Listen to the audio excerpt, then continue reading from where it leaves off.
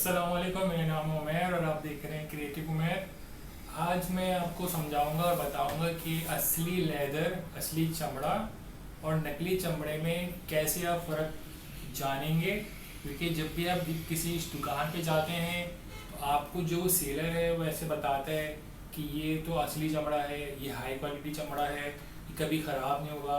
और जब आप घर पे लेके जाते हैं कुछ एक दो दफ़ा इस्तेमाल करने के बाद मतलब छोटे छोटे छोटे छोटे टुकड़े से जो है जमना स्टार्ट हो जाते हैं, फटना स्टार्ट हो जाते हैं। तो वो असली चमड़ा नहीं होता, वो रेक्सीन होता है।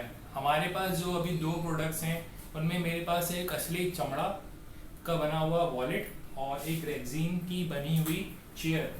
तो इन दोनों प्रोडक्ट्स में मैं कैसे अंदाज़ा लगाऊंगा कि असली चमड़े की बनी हुई प्रोडक्ट कौन सी है। अगर आप देखें रेजिन है मेरे पास यहाँ पे, वो बिल्कुल ऐसी लगती है जैसे असली चमड़ा है,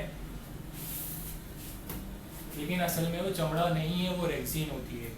इसका बहुत आसान हल है जो आपको कोई भी नहीं बताएगा, और वो ये है कि आपने एक लाइटर लेना है, ठीक है, और उस चमड़े को ऐसे अपने सामने रखना है और इसको आपने हल्का सा बर्न करना है, जलाना है उस जगह को, थोड़ा सा बस हल्का सा जलाना है, हीट अप करना है उस जगह को।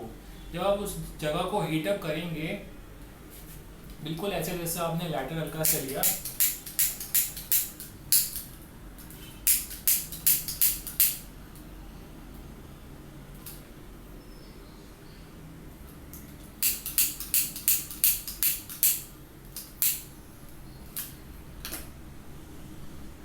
तो आपको ऐसी स्मेल आएगी जैसे जो है स्किन जलने की बदबू आती है। ये चमड़ा जैसे आप ने कभी देखा हो कि आपके यहाँ जो है गोश्त पक रहा हो तो चर्बी गलती है, अगर चर्बी गलने की बदबू इसमें से आती है तो वो असली चमड़ा है।